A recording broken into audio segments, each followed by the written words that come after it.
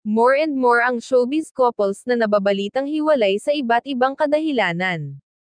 Umaming hiwalay na sina Elijah Canlas at Miles Ocampo. Sumunod na rin sina Catherine Bernardo at Daniel Padilla. Kabilang sa mga nabalita sina Richard Gutierrez at Sara Labati, Kim Chiu at Sian Lim, Janine Gutierrez at Paulo Avellino, at Mavi Legaspi at Kailin Alcantara. Ayon sa very reliable source nga, ay maglalabas na rin ng statement sina Kim at Sian kaugnay sa estado ng kanilang relasyon. Hindi na maipaliwanag ng lahat kung anong meron sa stars, bakit nagkakahiwalay, at bakit naging mainit ang mga tao na umabot sa hiwalayan ang matagal na relasyon.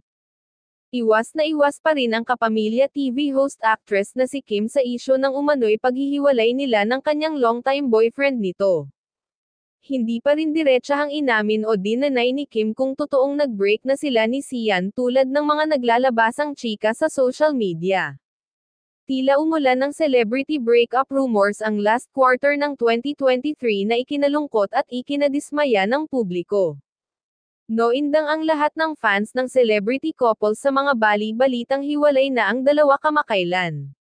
Lalo pang nadugtungan ang kuro-kuro ng marami. Na-break na sina Sian Lim at Kim Chiu dahil naging viral ang video ng mga hugot ng aktres sa noontime show na It's Showtime.